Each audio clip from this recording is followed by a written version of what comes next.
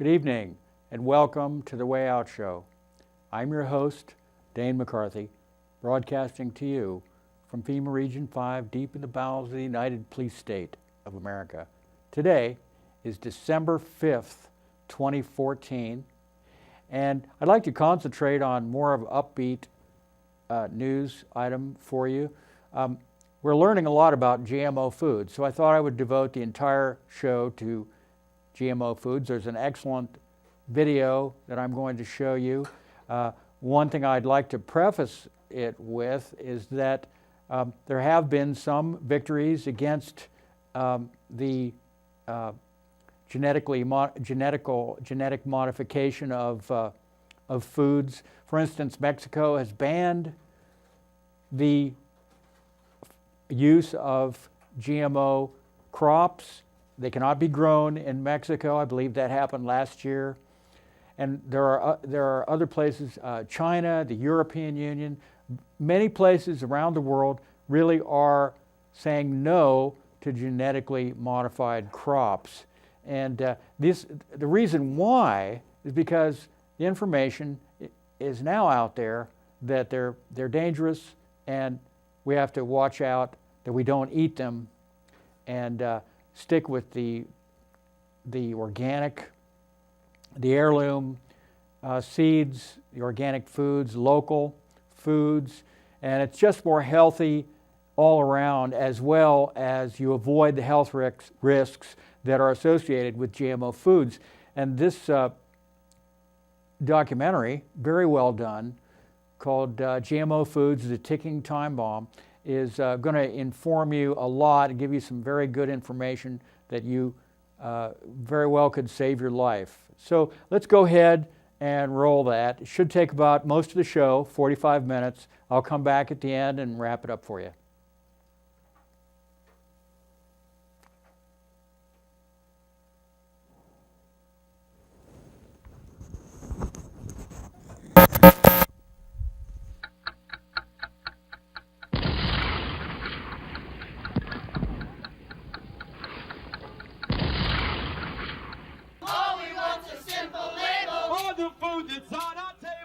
With today's industrialized method of food production, is what we eat really safe?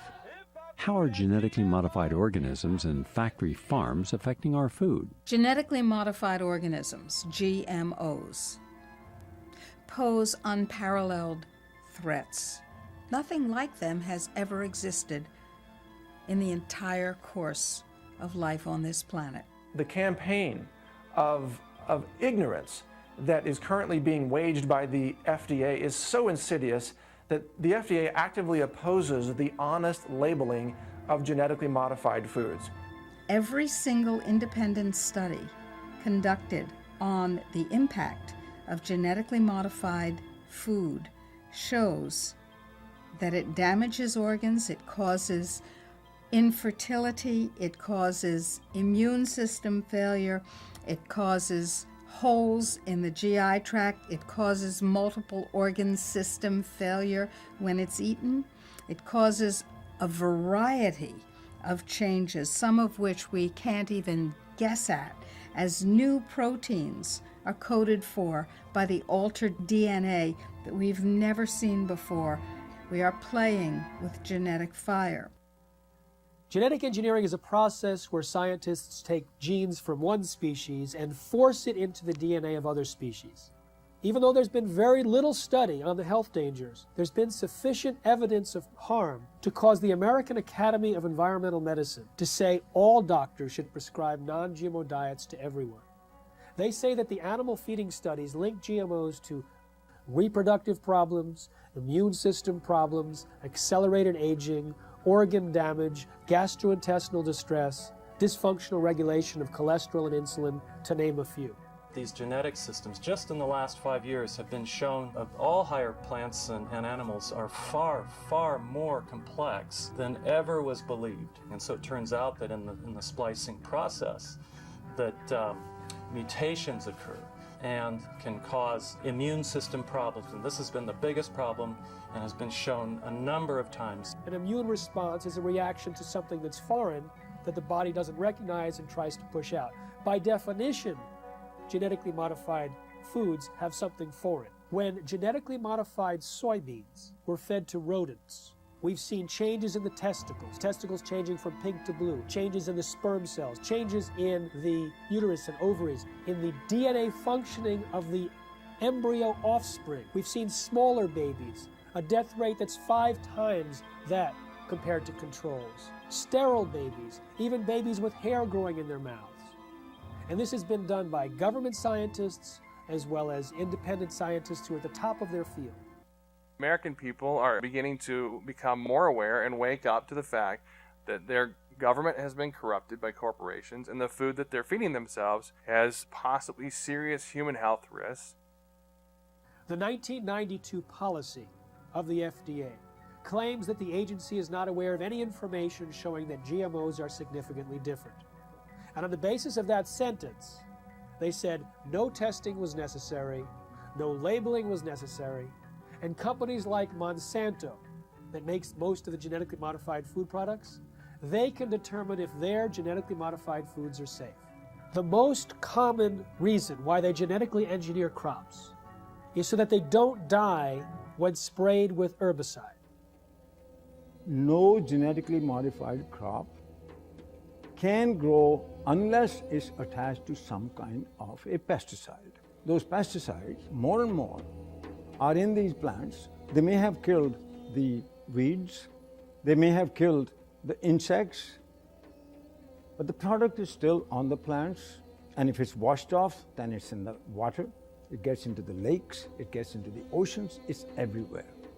And it's toxic, it causes cancer, it also causes endocrine disruption. That's a technical term for change of hormones. They don't even want to label that this is genetically modified. The milk is genetically modified, or the crop is genetically modified. They say, if we label that, we won't be able to sell it because people won't buy it. Of course, people won't buy it because people don't want it.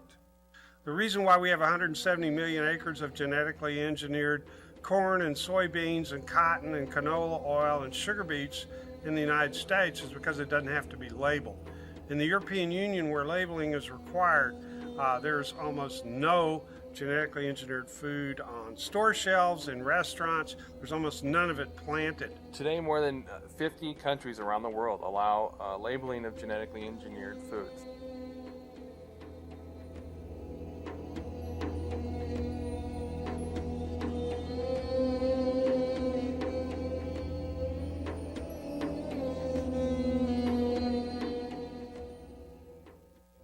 The FDA came out with its infamous policy stating that genetically engineered foods are substantially equivalent to non-genetically engineered foods.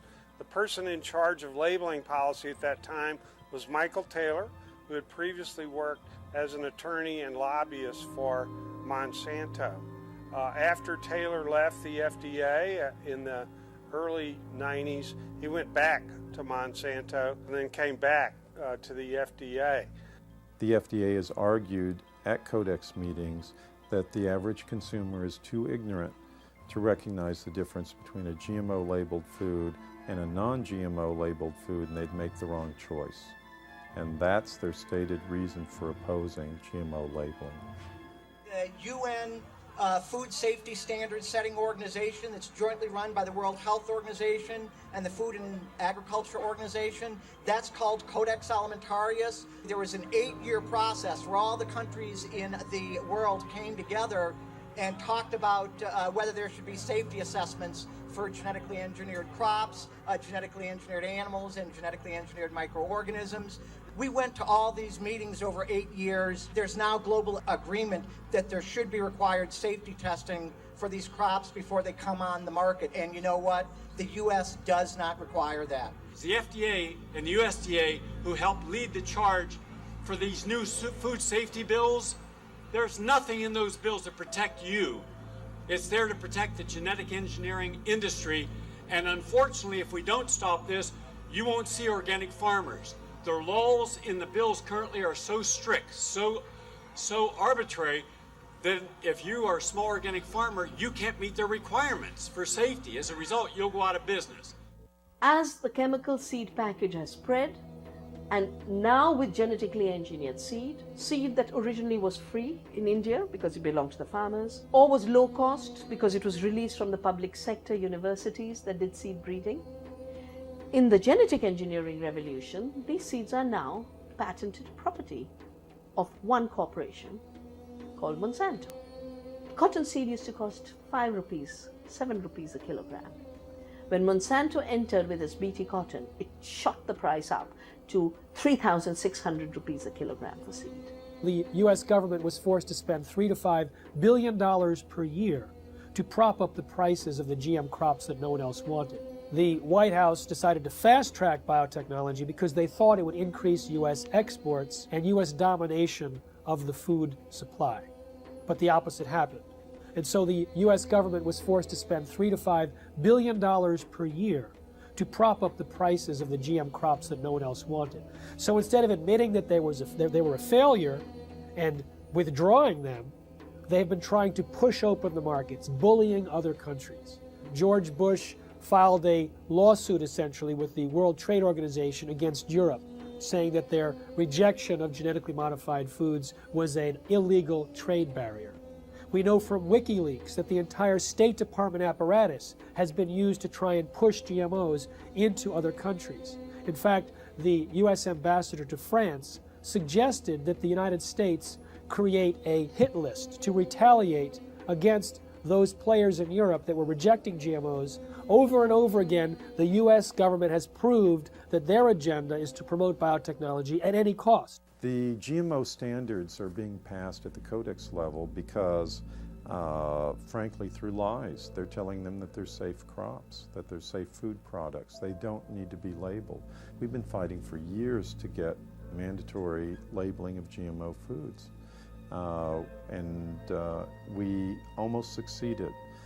But what happened is at the last Codex meeting in Geneva is that the U.S. tried to force this issue and actually called for a vote of this issue, and they lost. They actually lost because they wanted to use it as a bargaining chip for WTO, World Trade Organization, trade dispute to ram GMO foods down the mouths of the European Union, China, and Russia, and they lost. NAFTA, the North American Free Trade Agreement, it basically forced corn that was largely genetically engineered into Mexico and took a couple of million farmers off the land because they couldn't compete with U.S. subsidized corn. And so the amount of millions of metric tons that was pushed into Mexico, some of it was planted and it's genetically engineered, and it has cross-pollinated with the indigenous corn varieties in Mexico, which are the source of the genetic diversity of corn in the world. So it's a treasure that has been polluted. In India, 250,000 farmers have committed suicide because they cannot sustain input costs. The majority of farm suicides in India are in the cotton belt. 84%, according to our study done in Vidarbha, are linked to purchase of BT cotton seeds. So we call these seeds of suicide. The poor people, the poor small peasant, was wiped out right in the beginning because they couldn't afford these chemicals. Shamla's fields were once fertile, but now they bring her only sadness. Her husband Chandar owed over $5,000 in debts and was hoping for heavy rains this season. 3 days ago, she tells me, he hung himself here. Ironically, the rains came a day after he died. The most comprehensive analysis of GMOs shows that they actually reduce yield. But sustainable technologies, they can increase yield by an average of 79%. GMOs are stealing the money away from these more appropriate technologies. The ISTAD report proved that organic and sustainable agriculture had the same and higher yields than conventional, chemical-intensive, genetically engineered crops. These herbicides are actually having a major impact in killing the beneficial soil microorganisms in the soil. As a result of the loss of beneficial soil microorganisms, not only have the yields gone down, but there's been a dramatic increase in the rise of crop diseases, which are infecting corn and soybeans in the U.S. For one example of many, in 2001, a small California biotech company called Epicite patented a product. patented a gene which causes both men and women who eat it, in the form of any product, to produce antibodies to sperm. If the men eat the epicite gene, they produce antibodies to their own sperm, rendering them irreversibly sterile. If women eat the epicite gene, when they have intercourse, their bodies produce antibodies to the sperm that has been deposited, and they become infertile through the destruction of the sperm. Now, DuPont and Monsanto formed a joint venture, purchased the epicite firm, and, quote, commercialized the epicite gene. Do you want to know if the food that you're eating contains the epicite gene? Sure you do. How about the food that your children are eating, or your grandchildren? Sure you do. But the FDA, the Fraud and Death Administration, has made sure that under current laws, it is illegal for you to have that information.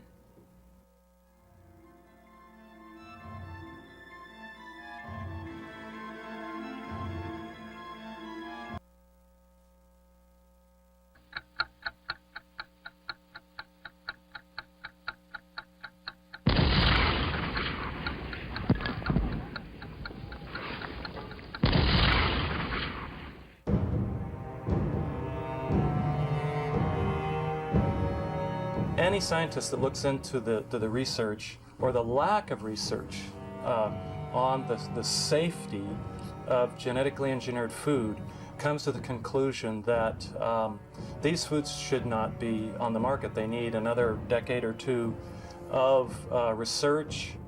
Monsanto is the company that told us that PCBs were safe.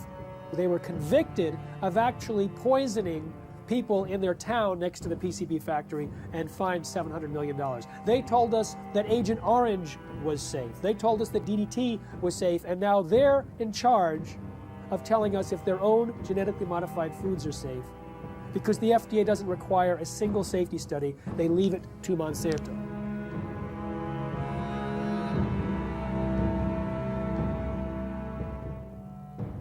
I know Monsanto, as one of the officials of the organization said, we're here to make money. And that's not just Monsanto, that's a lot of food industries. Their job is to make money for the investor. Unfortunately, that becomes the highest priority thought in their minds. Make money, make money, make money. They're not actually making products to make health, they're making money. And so they tend to overlook the health consequences. I think that is a ridiculous sort of approach to the problem. There should be some responsibility being assumed by the producer that when they're producing food, they have a reasonably good assurance that it's a good quality product. That should be the highest priority thing. And then if they can make money with that, fine and dandy. But unfortunately, it's usually the other way around. People in this sort of business are looking for opportunities to make money first priority. And then in this case, maybe letting somebody else worry about the health consequences, maybe even the public. And I think we have it upside down. That is simply upside down. Why did the FDA abdicate their responsibility to protect us? The White House had instructed the FDA to promote biotechnology under the first Bush administration. And so the FDA created a new position for Michael Taylor, Monsanto's former attorney. So Michael Taylor was in charge of policy at the FDA when this GMO policy was created, and then he became Monsanto's vice president, and under the Obama administration was put back in the FDA as the U.S. food safety czar.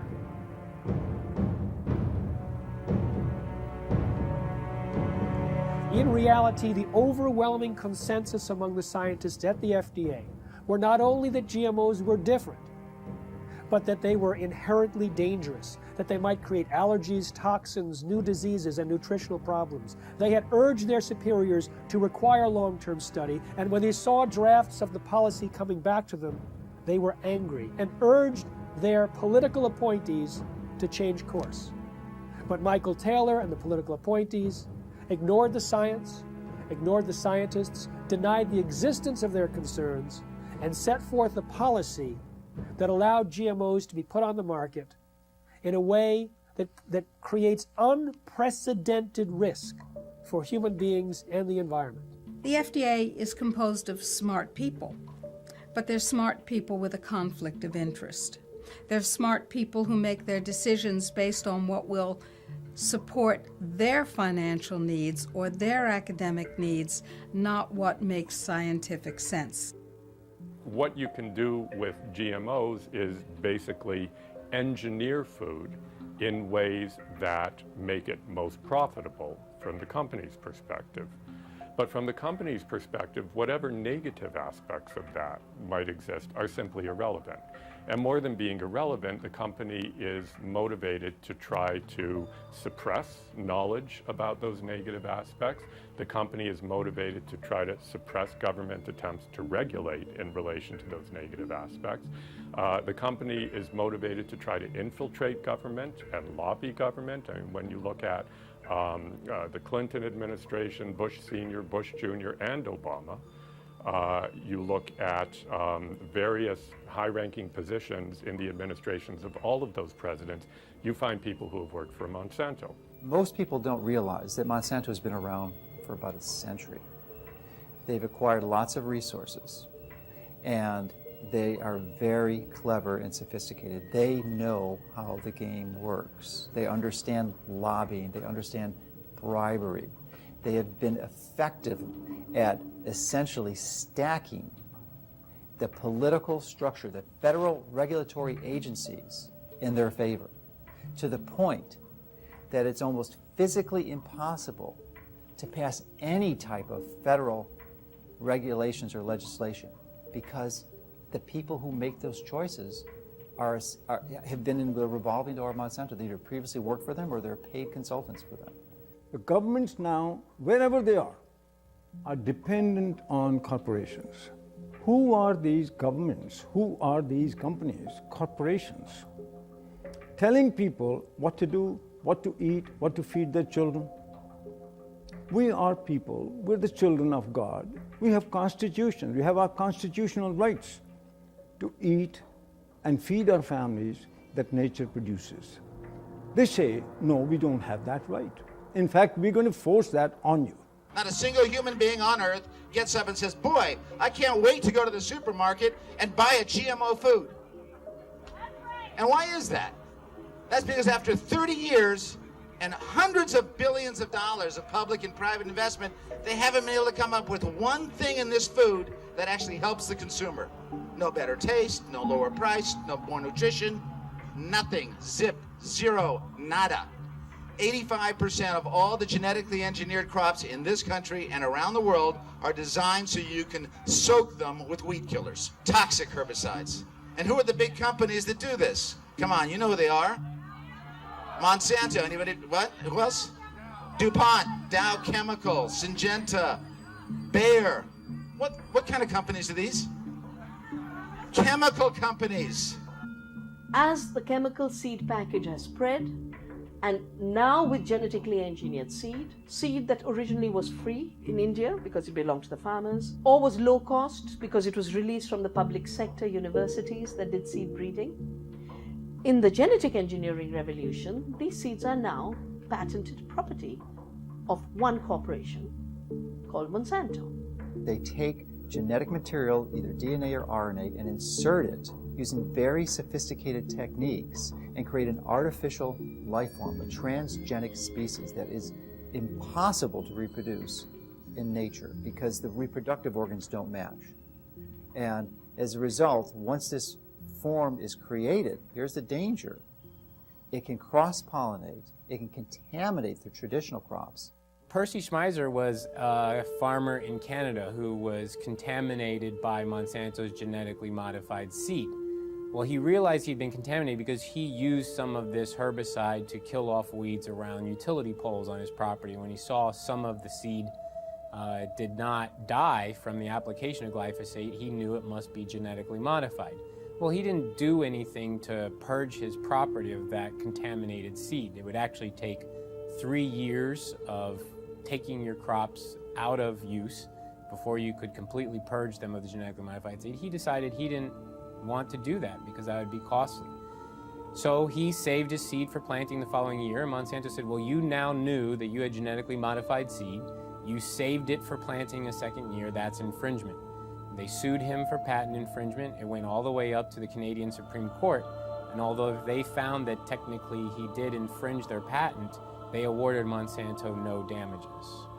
Both in Canada and the United States, hundreds of farmers have been totally bankrupt, lost their farms and so on through lawsuits by Monsanto. So there's a real fear. Now we call it the new fear, a fear culture amongst farmers, where a corporation now, through the rights of patents on a gene, have which is inserted into a seed to make it resistant to a chemical or whatever, is that they lose their rights to use their own seeds or plants. So it's total control eventually, that farmers have to go back to a corporation like Monsanto each year to buy their seed because they're no longer allowed to use their own seeds. As a victim, you basically have to pay for your lawsuit, your damages, and so on. So farmers become victims and they have done nothing wrong because they were contaminated by a neighbor, by whatever means, by pollen flow, by seeds blown in the wind, transportation, and so on. So it doesn't matter how it happens. If you are contaminated, it's over and it's over. It's inevitable that someone who does not want to use their seed will become contaminated. Even the United States National Organic Program standards acknowledge this when they say you won't lose your organic certification if you're contaminated up to a certain percentage, as long as you take efforts to try to avoid that contamination. Monsanto has said that it's the responsibility of an organic farmer to use large portions of their own property to set up buffer zones to try to decrease the likelihood that they'll be contaminated by their neighbors. But that's quite perverse when it's their seed that's the new entrant into the neighborhood. In the mid-90s, the UK government gave about $3 million to a scientist to figure out how to test for the safety of GMOs. That scientist was Dr. Arpad Pusztai, the world's leading expert in his field. He worked at the top nutritional research laboratory in the UK, one of the best in the world. He had about 20 or 30 researchers working with him in 3 different institutes, and his protocols that he was designing were supposed to be implemented into EU law as requirements for the safety assessments of any GMOs to be introduced into Europe. He took a potato that was genetically engineered to produce an insecticide and fed one group of rats the genetically engineered potato. He fed another group of rats natural potatoes, and a third group of rats natural potatoes, plus their meal was spiked with the same insecticide that the GM potato was engineered to produce. So you have GM potato, and natural potato plus an insecticide, and all 3 had a complete and balanced diet as well. We measured all sorts of things, growth, for example, how these young animals were growing, what happened to their inside, and what happened to their immune system. And it became clear that the GM had a slower growth. It had problems with internal development of its organs, and it certainly knocked out the immune system. Only the rats that ate the GM potato got sick. They had potentially precancerous cell growth in their digestive tract, smaller brains, livers, and testicles, partial atrophy of the liver, damaged immune system in 10 days. What was the cause of that damage? It was not the insecticide, because the group eating the insecticide did not have the problem. It was understood that it was the process of genetic engineering itself and the unpredicted side effects that caused this profound damage to every system and organ studied.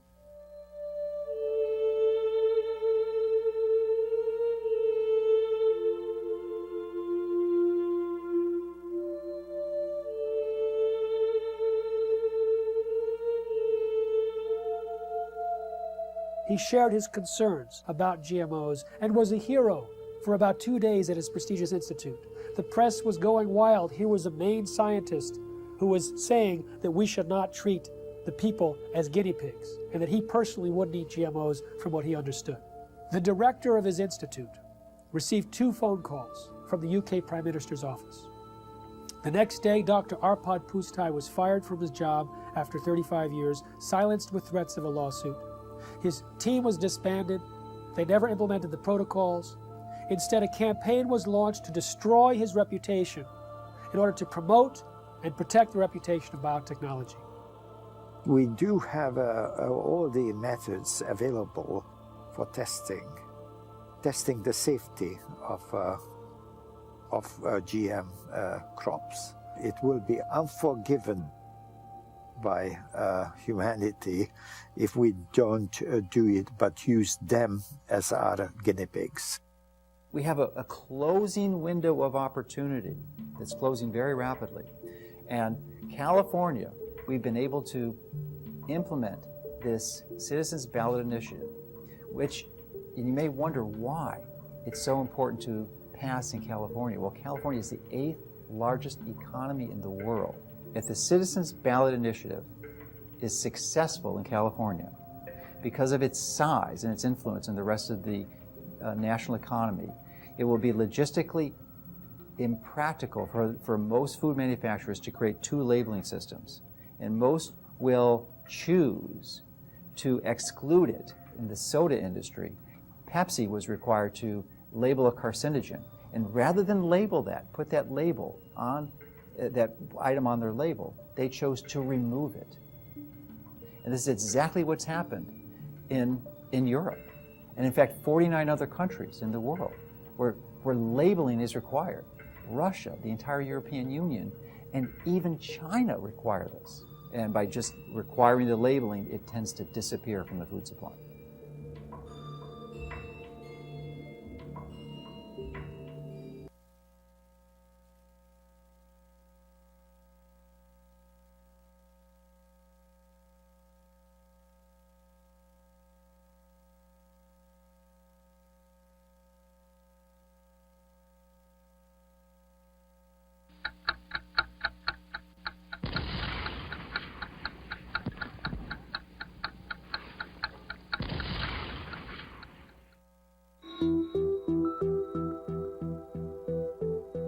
DNA is the inherited material of life, and it is where genes are structured. So we inherit half of our DNA from our mothers and half of our DNA from our fathers.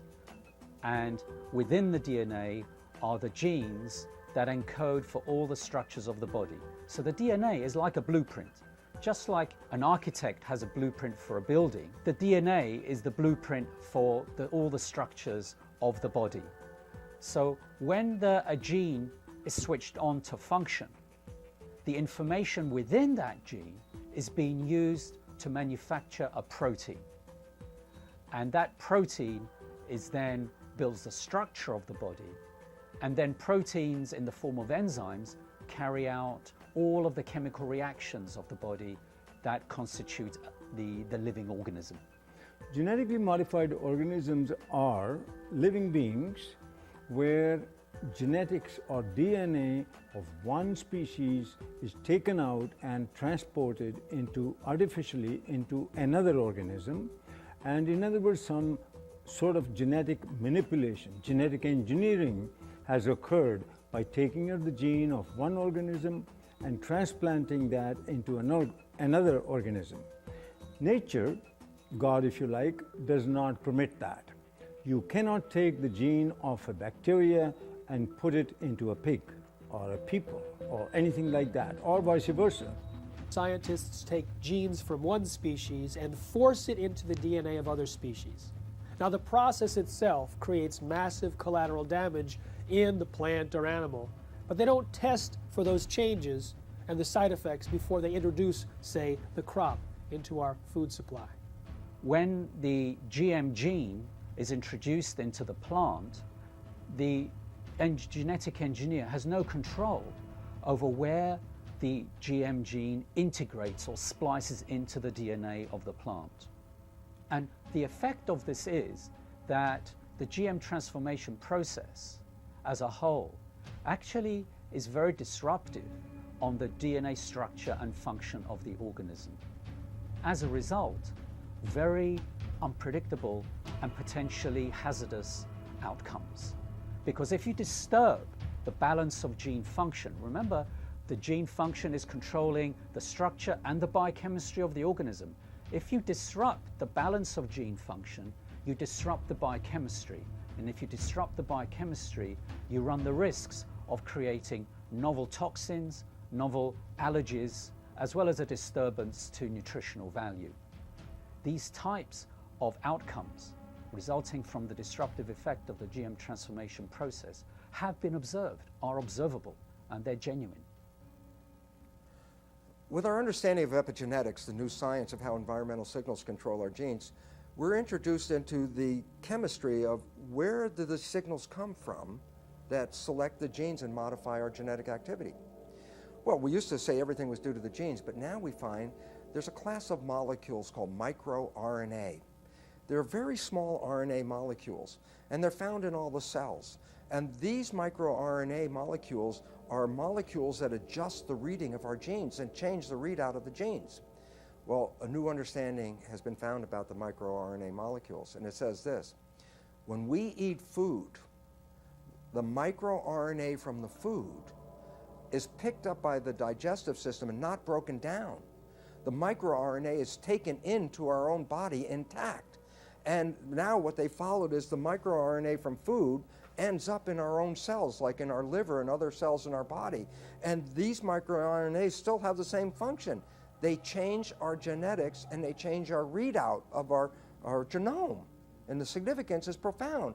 It says when you eat genetically modified foods, we are eating a new class of microRNAs that have never really been in the world before. And yet these microRNAs are picked up by our biology and adjust our own genetics.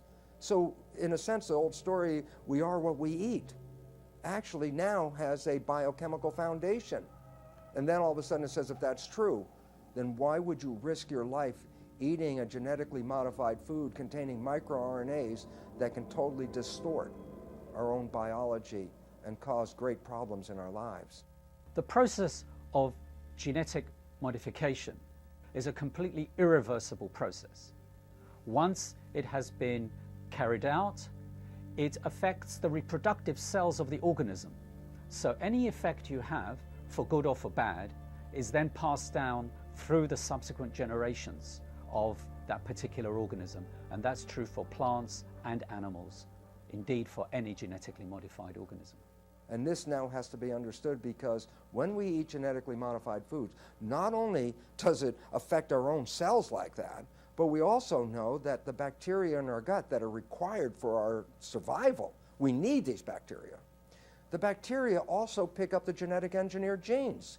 And we modified the gut bacteria. And you say, well, why is that relevant? Well, not only do we need the gut bacteria for our survival, but the gut bacteria change our genetics.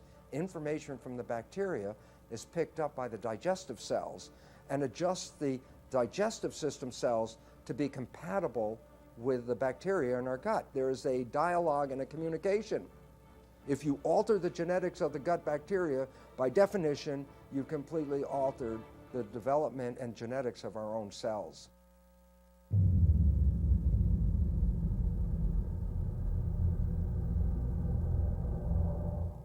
Way back in the 70s, they developed this grand vision of being able to splice in high yield and drought resistance and all sorts of pest resistance, and they dreamt of patenting those genes and having proprietary ownership of these genes.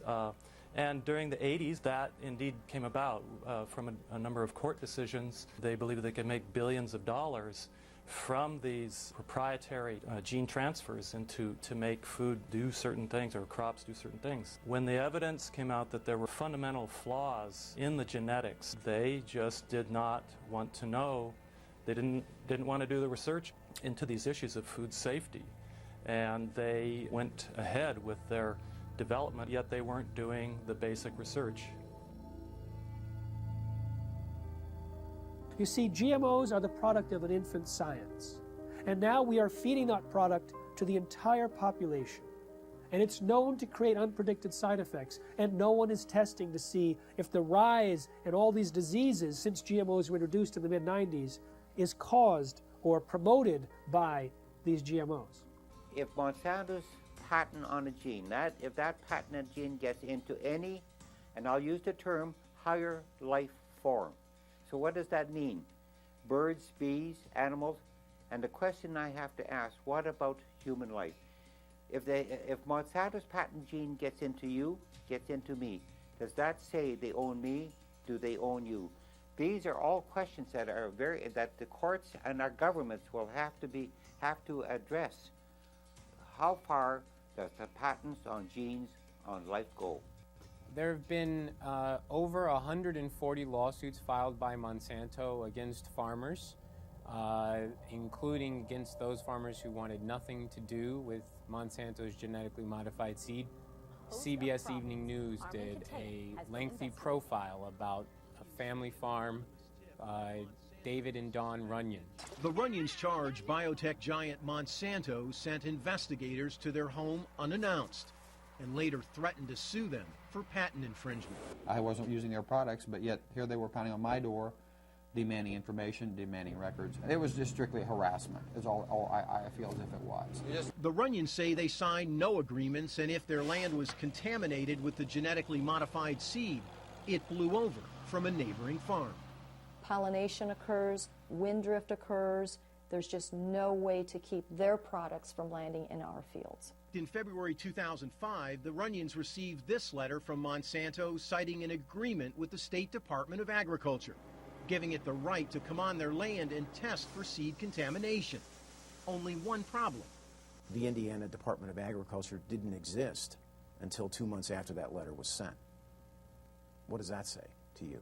So I'm not aware of the specific situation I'm in just Indiana. talking in general terms. Would Monsanto lie, deceive, intimidate, harass American farmers to protect its patents? With farmers as customers, I would say that is not our policy by any means. When you ask Monsanto whether genetically modified seed is natural, they have two answers, yes and no. And it depends on which side of Washington, D.C. they're talking. If they're at the FDA or the USDA, they say genetically modified seed is absolutely no different than natural food. It doesn't need to be tested, doesn't need to be labeled. The public doesn't need to know if their food's been genetically modified because it's no different. Then when they're on the other side of Washington, D.C. at the patent office, and the patent office is saying, well, you don't deserve a patent because your seed is no different than natural food. They say, oh, no, it's not. It's completely different. We've invented something brand new. It's radically different, and it's so inventive we deserve not just one patent, we deserve entire portfolios of dozens and dozens of patents. Because the United States was the only country in the world, still is, that allowed genetically modified organisms or any organisms to be patented. Up until then, living organisms or their products could not be patented. So the patent for insulin, genetically modified insulin produced in the E. coli bacteria, was given to Eli Lilly. Monsanto got it for RBGH, the bovine growth hormone. Increased levels of IGF-1 or insulin-like growth factor 1 in the RBGH milk were responsible for major increases in different cancers. Now, this information I supplied to FDA Commissioner von Eschenbach in 2007. He ignored it. I supplied this information to Margaret Hamburg, Commissioner of the FDA. She ignored it. So here we have Margaret Hamburg, FDA Commissioner, being told that RBGH milk will increase risks of breast, colon, and prostate cancers and not doing anything about it. So we're dealing with FDA commissioners which in this regard and in other regards which I could document have shown themselves to be recklessly irresponsible. What kind of a democracy are we in when commercial interests, industry interests take precedence over public health, even when life is threatened, even when there are avoidable risks of cancer? What kind of Alice in Wonderland situation are we in?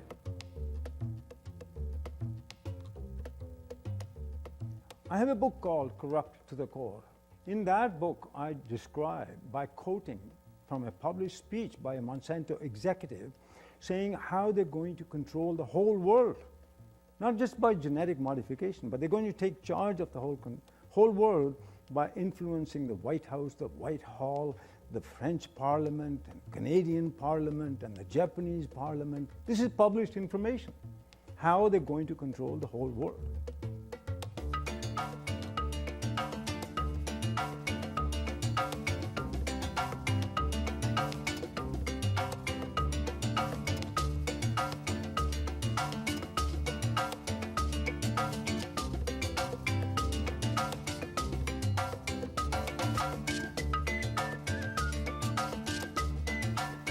"45 minutes?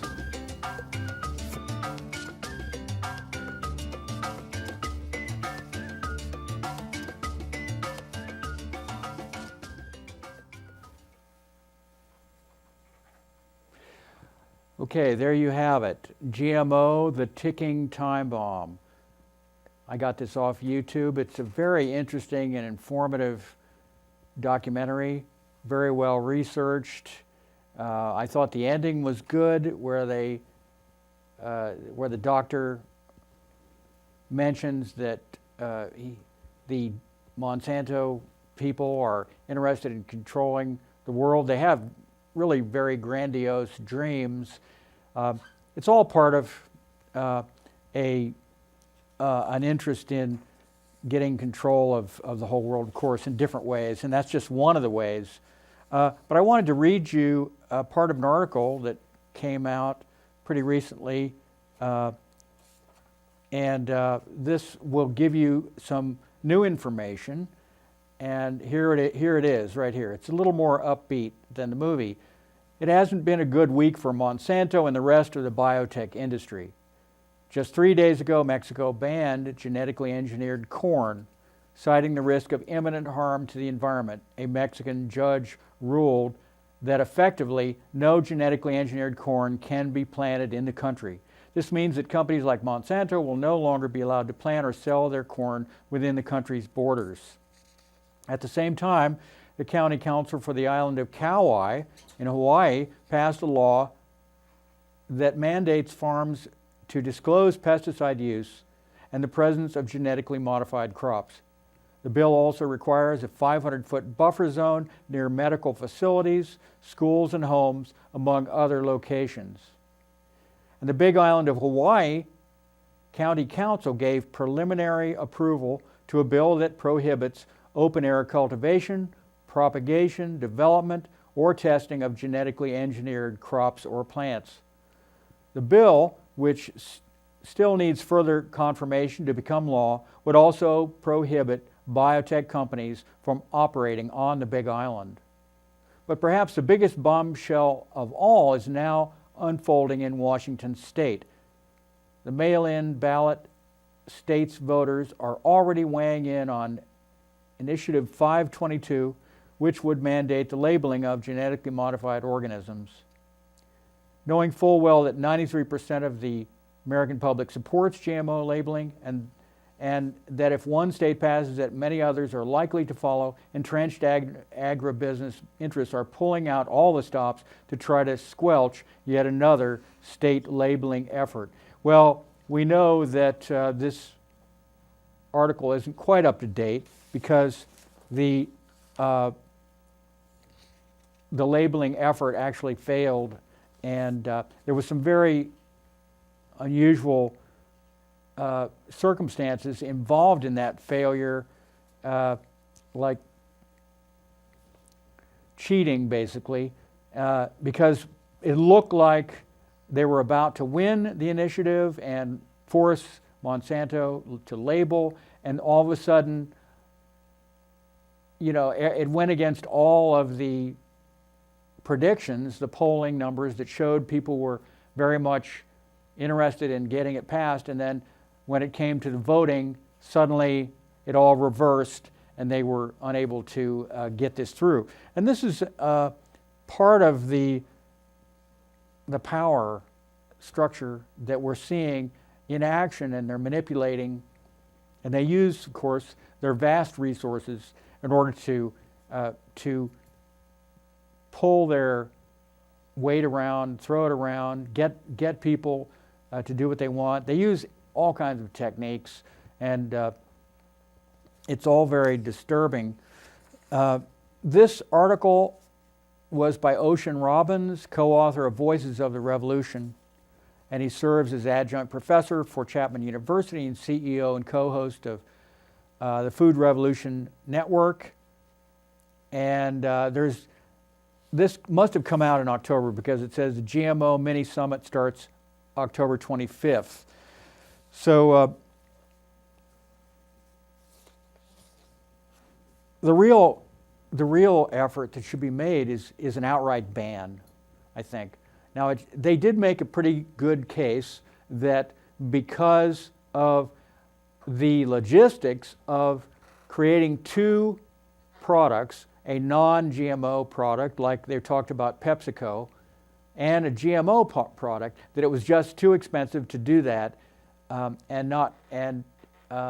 so what the effect of labeling has is that you have a decrease in labeled products. Now, one thing we do see, of course, is we see products that are labeled as non-GMO. There's really nothing that they can do about that.